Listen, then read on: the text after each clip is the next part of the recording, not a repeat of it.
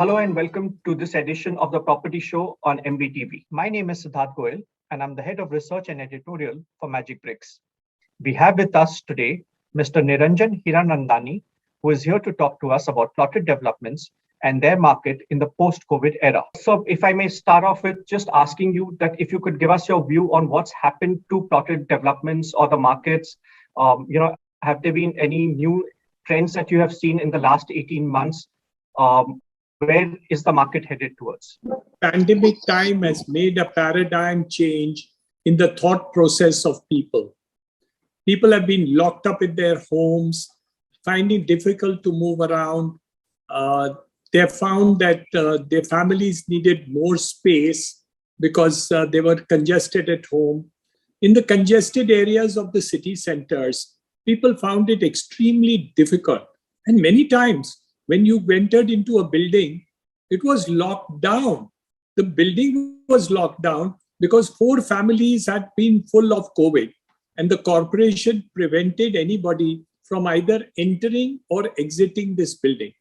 This was a nuisance value which was kind of new to each and every person who lived into these complexes. The third part of it was the internet connectivity in the country has improved. So people who were staying in the urban areas, city areas, or even in the peripheral areas were able to connect and be able to do their work right from home. This was a new thing which occurred, which was not happening before. The affluent may have gone to certain of their large homes, but it was even the other classes of people who probably went to their hometown, home village, and other places of their residence where there was more open air.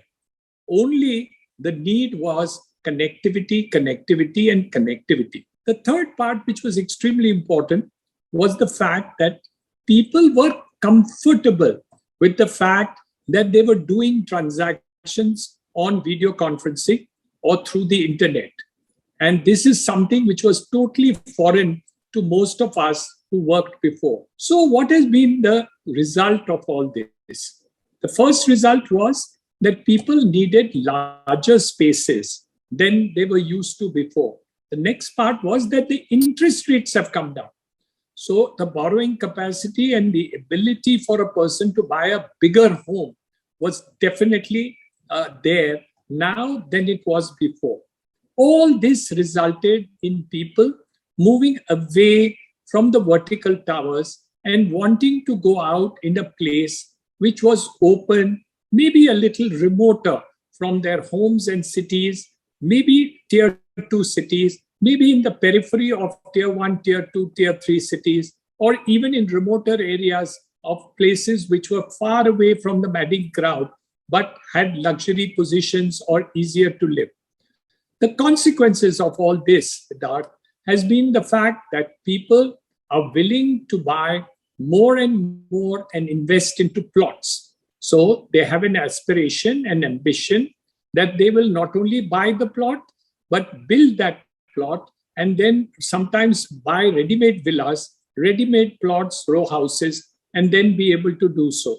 So a lot of secondary sales took place in this segment in terms of A plots, B villas, C row houses, and other things in the periphery of cities, and especially in holiday area homes around urban areas. So if you went to Lonavala, Khandala, Alibag, Goa, other areas around Mumbai, places which were there, large number of plotting schemes did come up, including one of ours, and a lot of good sales have taken place during this interregnum period. So plot sales have definitely come up. Sir, in the 18 months that have gone by, have developers now launched new projects for plotted developments, or are secondary sales still taking place in older projects? Where is the market headed now? Both are happening, Siddharth. The reason is very simple, that earlier, if you looked at the MMR market, for example, we had 5 years of stocks which were there. That has come down to almost 1.5 years of stocks. So obviously the stocks of finished goods and others under construction have come down tremendously, which means sales have taken place. So obviously the encouragement for developers to go in for new projects is definitely there. Buyers will then go for bigger flats. So we have double whammy. The earlier flat which they wanted to sell and then upgrade themselves is also selling. And also the buyers are then going in for larger flats from the newer developers or newer projects, which is also selling. So it's a double whammy. Going into the future, what do you think is the potential for our existing cities to support a higher number of plotted development projects? If you look at the Mumbai metropolitan region again, in the next 5 years, you are going to see 300 kilometers of metro. You're going to see the completion of the Cross Harbour Bridge, which will connect South Mumbai to Panvel and Karjat. It was going to bring a new airport at Navi Mumbai. All in all, we are getting infrastructure development of the highest order. Almost 3 lakh crores of rupees will be spent on all these projects put together in the next 5 years. This is unprecedented. So all these put together, if you see the future, hopefully the infrastructure will be much, much better than it was in the past. And the problems of the past will remain hopefully in the past. Sir, has the demand only been for housing projects, or have we also seen demand for plots for warehousing and industrial? We have set up a platform along with Blackstone for industrial and warehousing. And we have a huge demand pipeline for the purposes of industrial and warehousing projects. So we are doing extremely well, and this appears to be the future. On the other hand, what is lacking is the fact that people have not yet got back to the commercial offices. And that is a challenge as it stands today. However, all the IT companies have made it very clear that post Diwali and before Christmas, all the companies will be back functioning from the offices, and at least 75-80% of them will all be functioning from the offices. And after keeping safe distancing, the requirement of commercial offices will go up and not come down. But then that brings us to the question that if commercial demand goes up and companies insist on their employees going back into their offices and working, how will that play out for plotted developments? Because all these buyers who are, like you mentioned earlier, are looking at moving into more open spaces, individual homes, and most of these are actually located at great distances from the city corridors where a lot of these IT companies are located. How would then they manage that particular issue? Yeah, but it's not an either-or situation. There will be some people who will still function from outlying places, but not everybody functioning from the office will have that luxury to do so. And at the same time, the companies may want some of the people to continue to work from home and not require that much office spaces. But my reading is that as GDP grows, the requirement of commercial spaces any which way will grow, and plotted development will also grow if GDP of the country is growing. So it's not an either-or situation. It'll be both will be growing. So far, most of the plotted developments that we've seen have either been too big, which is mostly in second home kind of projects, or they've been too small and they've been managed mainly by local developers, who are not even really well organized. So how do you think this scenario will play out in the future? I think both will happen. I think there will be small players, but people who are nimble and small will also be able to play out into the marketplace. And there will be also larger developers who will consolidate and get into this marketplace. The local players will have an upper hand because of the ownership of land and so on and so forth. You will have smaller developers doing smaller lead and need operation in local areas, in projects.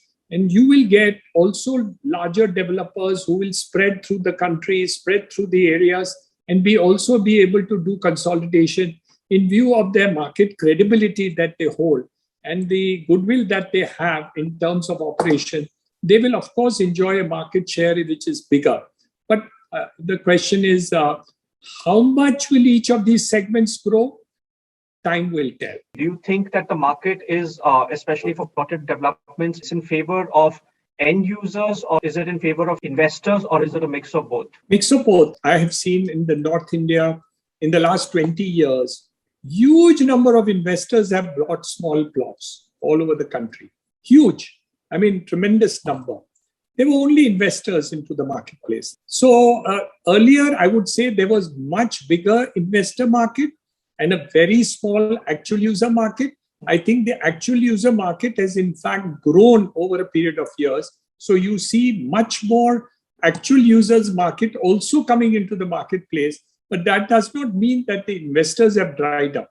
They're also there, but as a proportion to the total number of buyers, investors as a proportion has come down, and those who actually want the thing for their own use have gone up. On that note, especially since, in the Indian end user also always looks at the safety of the investment, what are the things that they should keep in mind when they are trying to buy a plotted development, whether it's constructed or just, construct on their own? What are the things that they should ideally keep in mind? Look at the title, look at the brand, look at the issues which are there, look at what is the track record of the developer, look at the RERA listing which is there, what is the commitment, who are the other people who have bought the properties there, how many times has this owner been able to deliver the projects, what's the quality of the finished product that is there.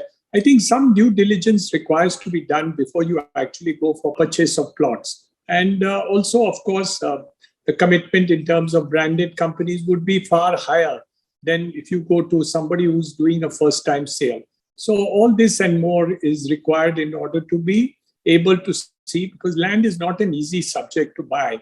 And the more you go into it, the less you have done. So more and more you have to check out and do a due diligence. Then if you had to buy an apartment, it's much, much, much, much, much easier. So, Mr. Hiranandani, thank you for this wonderful session. I hope our viewers have gained some, great insights from this. We will, of course, get back to you if we have any questions coming in, any one of them. But thank you for your time, sir. My pleasure. Thank you so much. Please like and share this video and do subscribe to MBTV.